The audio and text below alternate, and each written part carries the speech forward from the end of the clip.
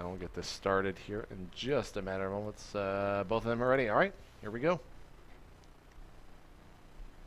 So kicking off into game number 3 now. Thorzain, his mental state after picking off, winning that first game. Although this is his choice, right? He chose Inori, so he's got to feel like he has his number. Yeah, and I don't think he's going to be too upset after that last game. To be honest, yeah. So here we have. Oh, sorry. Well, I mean, I was going to expand on that thought, but I think everyone kind of understands why it wasn't a bad game by Thorzain at all. He made maybe one crucial mistake there at the end. Well, you lose everything in one fight, right? And that's kind of just right. That's all. Right. All right, Rob. Up here in the upper right-hand corner of the map, here on Cloud Kingdom, this is Evil Genius's Thorzain playing as the Red Terran. And in the lower left-hand corner of the map, still repping the blue Protoss. It is Team SCV Life Inori. There you go. So I was like, click, click. No, this isn't the blue Protoss. Well, I had to make it dramatic and wait. That's what it was. Maybe just make everybody confused. Rob, that's not the Protoss. Maybe so. Okay. Maybe so. All right. Well, let's see what Thorzain now has in store for his opponent in this third game. Cloud Kingdom, one of the newest maps here in the MLG map pool. Pretty big map. You can do some fast expand builds on this and get out or get away pretty safely. Bunker here for the Terran player will cover the entire entry area. And for Protoss, you can rely on simply one force field to block your main ramp. But this area is quite troublesome sometimes, as it is very, very large compared to the other entryway. So we do once again see Thorzain. If it ain't broken, don't fix it. Throwing down that barracks in base. Also almost 100 billion% guaranteed to be followed by a command center. See that first SCV moving out? And it's his scouting SCV, yeah. Yeah, but he is going to be going for that. Wait for the orbital first. Yeah. Usually he'll do that afterwards. Interesting. Man, I guess 1,000 billion% isn't as sure as I thought it was. Well, just kidding. Yeah, he's going to throw down the command center here in a matter of moments. Inori will most likely respond the same. I feel like Thorzain's going to be more aggressive, though, in this match. Is that command center is a little far away, but I guess it doesn't matter because he can change that after it's finished. I think he was just trying to get it down. Yeah. The probe was still trying to block it, so. Yeah, well, that's like Terran actually doesn't have to care about that, right? You're like, okay, block my base, that's fine. Right, exactly. Exactly. So we see here is the Cybernetics core, and he most likely will be dropping an expansion of his own. Already up to 300 minerals, but he's got to chase away this SCV first. And wow, Zealot first actually here for Inori. Yeah, so no building that Thorzain puts down could really help him here. Wait, what? Where's the first? Did he cancel it? Yeah, he canceled it at the last second and switched it over to a stalker as he built a pylon. Well, I mean, that was a good choice, to be honest. You don't really need that initial Zealot out, as your opponent is not going to be super aggressive unless he's opened up 2 racks, and we've already seen from Inori's side of things that he will not be doing that here for Thorzain. Thorzain over here just finishing up. That extra command center does have his 2 gas added on. Likely we're going to see him play pretty much the exact same game. It's been working for him. It gets him within inches of victory if it does not seal the deal. So really it's just going to come back down to that control. Now we saw it, I mean, in Entombed Valley, you see that it was kind of about taking that awkward 5th base and like holding it, and Thorzain did a nice job. Inori the whole game though did fantastic at distracting. Now we see 4 gates being added on, so that's going to bring Inori up to a total of 5 gateways. I don't know how much he's going to be able to utilize that. You got like 1 warping round, that's a full 5 by the time that all of that finishes. Yeah, yeah. And you follow up with like, what do you have left? Like 2 more Zealots or something? Something like that. Zealot Stalker? He's going to be adding on 2 gas here pretty soon. I got to believe over at his natural. Meanwhile, he's adding on another gate here, going for a 6-gate opening. And for his opponent, he's adding on that factory. If he's going for what we saw last game, he should be adding on the engineering bay here pretty soon, chasing out that stalker.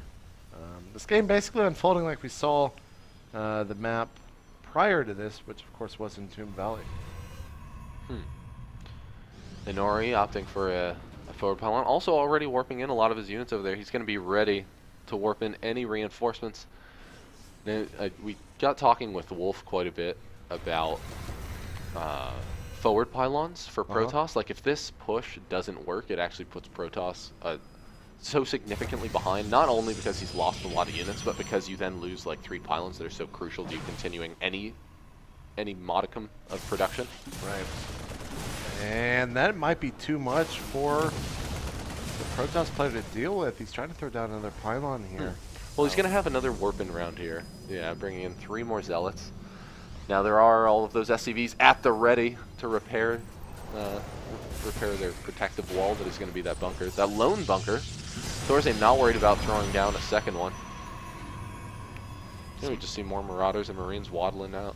Smart little chip in there by the 2 Stalkers, taking out one of the SCVs here. 68 supply to the 64 of the Terran player. Thorzain, he was supply blocked for somewhat of time there. Inori's kind of going for it here. Cutting probes at 32, stopping at 16 at each base. Still on 1 gas, so here we go, Rob. We'll have to see if this is going to be enough. 2 force fields landed down, so those SCVs are going to be rendered useless on that repair. Have enough units died quite yet. It's actually looking like Inori just didn't focus fire down that bunker quick enough, although Thorzain just doesn't have that many units. We see yet another warping round coming in, and now Inori is going to be able to crush through here. Now he's got a couple force fields that were working towards Thorzain's favor for just a moment there, although as we can see, Thorzain does not have any forces left to hold off this attack, and it's looking like Inori is going to take the series 2-1. Thorzain forced into a full defensive position, lifting off that orbital and pulling back into his base as Inori walks up to deliver the killing blow. Yeah, Thorzain, all he has to do and all he knows is that he has to stop this attack, and he basically wins.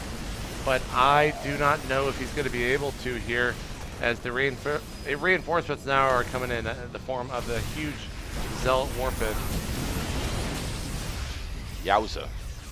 And so surprisingly, I mean, Thorzain was, I guess, able to stop Inori's aggression, at least temporarily.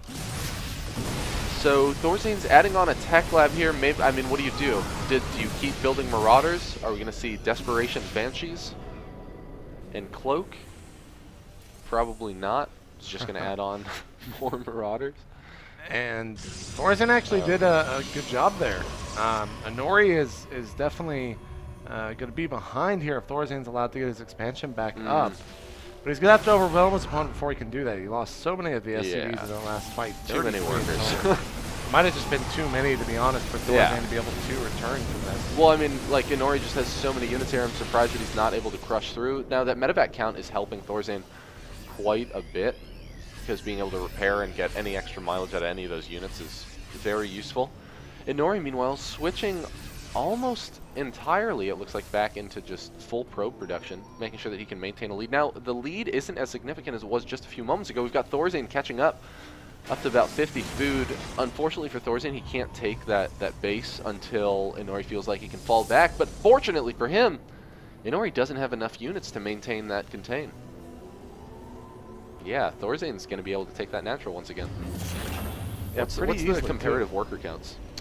Let's see here. 44 to 20. Well, Mules are a pretty good unit, though.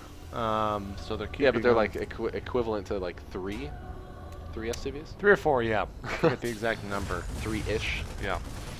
But Inori was cutting probes, so he's not that far ahead. It's definitely still in the realm of possibility for Thorzain to come back in this game.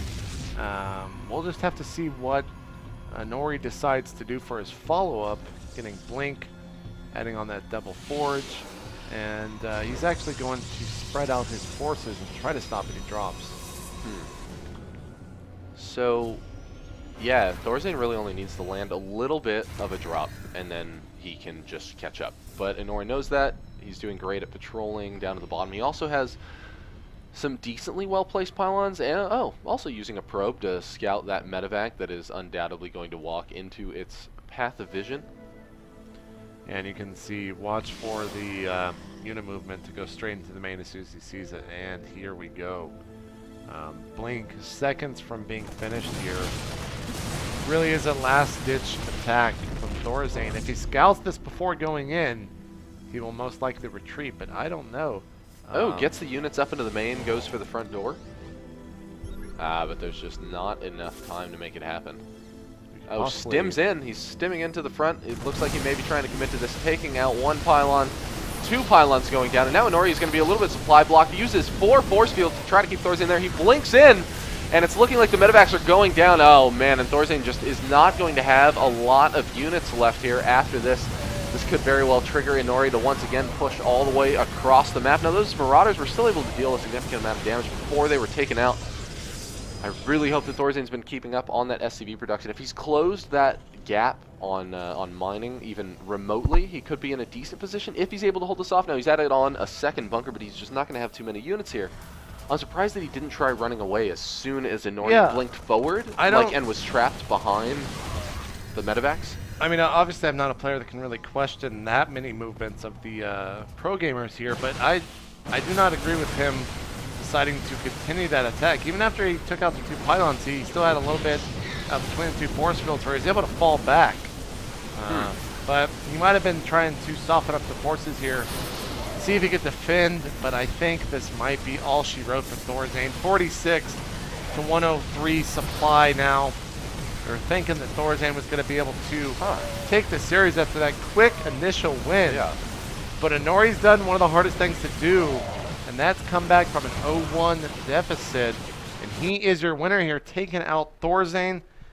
Looks like that all in off of the 1 gas, 2 base, 32 probes, or brobes, I guess you could say. I guess. They're all bros, man. I guess so. They hang out all day and stuff, man. Yeah. Drinking natty ice. Playing GameCube. That's what all bros do, I guess. That was the smart choice, and he takes series here. Yeah, so big congratulations to Inori. Moving on, up next, we are going to have Alicia versus Violet. And the big thing to note here is that the winner of that will go on to play Grubby, I believe, at the next time slot. So that is going to be a big match for those Grubby fans out there. Guys, that'll do it, though, for this match. We'll be back with some more action here for the MLG Spring Arena number 2. I'm JP McDaniel. And I'm Rob Simpson. Keep it locked.